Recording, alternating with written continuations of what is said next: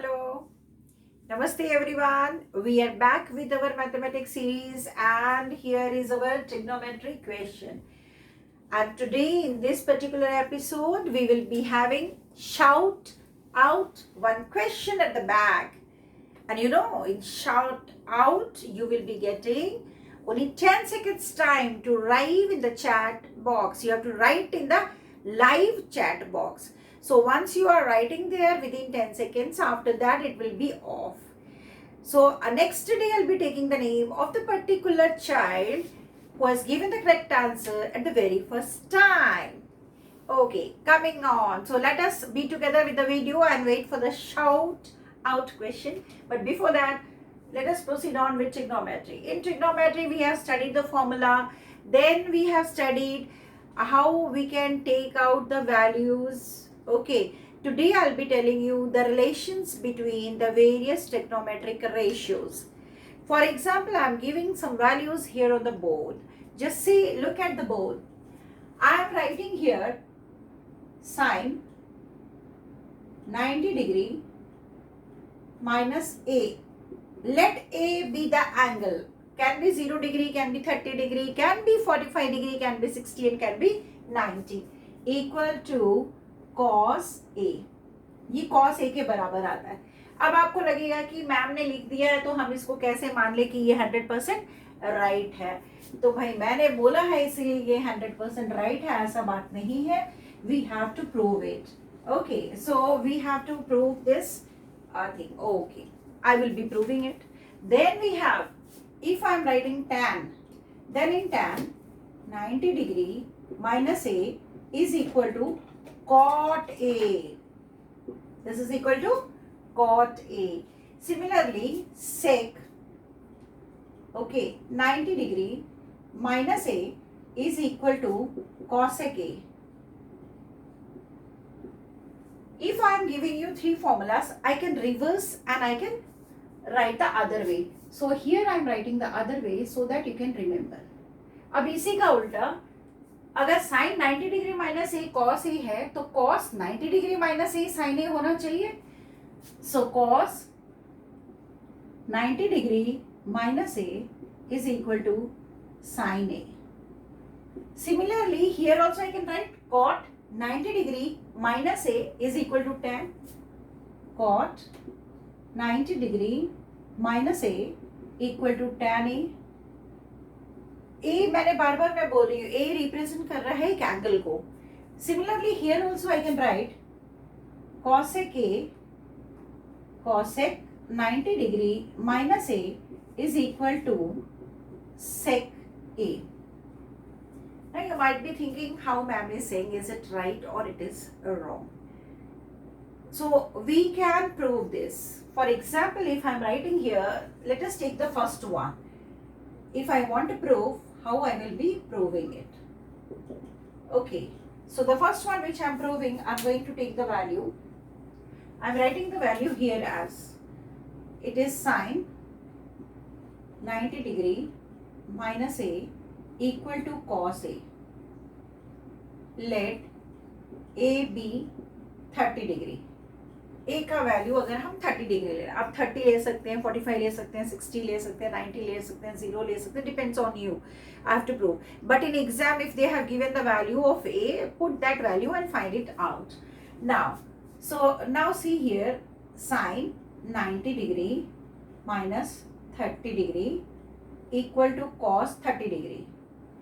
क्योंकि A का value 30 है तो जहां जहां मैंने A लिखा है, where I have written A, I am going to put that value, I am going to substitute that value. So instead of A, I am writing 30. Here I am getting sine 60 degree equal to cos 30 degree.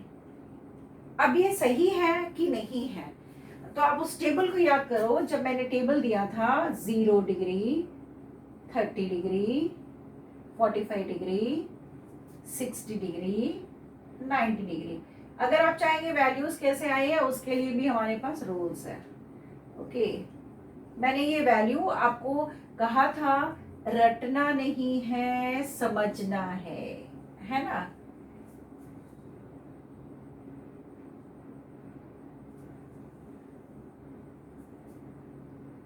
Sine cos.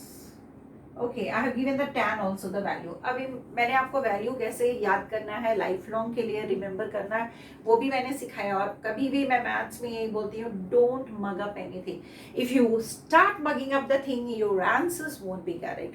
तो आपको शायद ये याद होगा मैंने ये table कैसे बताया था. और मैंने बोला था खाली हमें साइन की वैल्यू को याद रखना पड़ता है. साइन 0 डिग्री 0 होता है, फिर 1/2 होता है, ये 1/√2 है, और ये √3/2 है, और ये 1 है. और मैंने बताया था कॉस में हम क्या करते हैं, उल्टा करते हैं. तो कॉस में उल्टा करते हैं, ये 1 हो गया, फिर ये हो गया √3/2, ये हो गया 1/√2, ये हो गया 1/2, और ये हो गया 0. अगर आपको याद है मैंने tan का भी वैल्यू बताया था, मैं फिर से आपको याद दिलाऊं. तो tan में मैंने क्या बोला था, रफ में आप करेंगे sine by cos. Sine by cos is always equal to tan. Sine by cos is equal to tan. तो 0/1, अगर 0 न्यूमरेटर में है तो आपका आंसर आ जाएगा 0. ठीक है, 0. 1/2/√3/2, तो ये उल्टा होगा तो 2 तो 1/√3, ये 1 हो जाएगा. और ये 2/1, तो 2 कैंसिल, √3, ये अनडिफाइंड. ठीक है ना, ये हमने डिवाइड करके मैंने ये रूल्स बताया. अभी फिर से मैंने रिकैप्चुलेट करा दिया so that you should not forget. अब यहाँ देखो sine 60 degree. What is the value of sine 60 degree?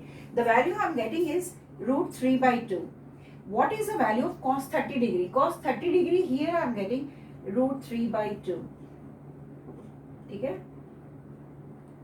hence proved. Hence it is proved. So easy. क्या हार्ड था? तो इसके लिए हमें टेबल पता होना चाहिए, और जो भी एंगल एग्जाम में दिया हुआ है I will put the value. इसी तरह से अगर आपको किसी ने बोल दिया है कि आपको cot 10 या cosec का वैल्यू लिखना है, तो आपको पता है कि उसकी वैल्यू हम कैसे लिखेंगे. ठीक है ना. So just you will be writing. So जैसे साइन का उल्टा क्या होता है, कॉसेक. अगर मैं कॉसेक लिख रही हूँ तो मुझे क्या करना है, इस वैल्यूज को उल्टा करना है. मतलब 0/1 है तो 1/0, तो कॉसेक क्या होगा, अनडिफाइंड. फिर 1/2 है, ये वो हो जाएगा 2/1, यानी कि 2. मैं ये भी सिखा देती हूँ, नहीं तो कल को आप बोलेंगे कि मैम ने सिखाया नहीं. अब जैसे मुझे कॉसेक का बनाना है, ठीक है, कैसे बनेगा आपको मैंने ये बताया है. साइन का उल्टा होता है कॉसेक. आप प्लीज पिछले बार वीडियोस देख लीजिए. गर्मी छुट्टी आपको इसलिए मिली है, समर वेकेशन इसलिए दिया गया है कि ट्रिग्नोमेट्री को अच्छे से समझे. अब देखो मैंने बताया था साइन का उल्टा कॉसेक होता है, कॉस का उल्टा सेक होता है, tan का उल्टा कॉट. तो उल्टा मतलब 0. यहाँ पे ये 0 है तो इसका हम पढ़ेंगे कैसे, 0/1. तो इसका उल्टा क्या होगा, 1/0. 1/0 अनडिफाइंड होता है.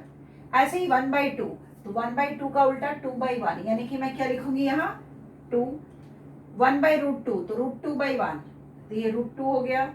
इसी तरह से ये हो जाएगा 2/√3, और 1/1 इज 1. इसी तरह से हम cos का उल्टा सेक लिख सकते हैं, tan का उल्टा कॉट लिख सकते हैं. इस तरह से हम वैल्यूज याद कर लेंगे, रखने की जरूरत नहीं है. We can know how the values have come. तो आज का ये पार्ट बहुत क्लियर है, आपको याद रहेगा. Very good. Now this is the time for you to do the homework of the remaining and prove first. And second, very important, the question for our shout out for the day. So everyone is ready? Everyone is ready? Okay. Very simple question, because children get confused. बच्चे वाला question है. Where is Gateway of India situated? Time starts now. 1, 2, 3, 4, 5, 6, 7, 8, 9, 10. Over. Bye. We'll meet next day. Bye everyone.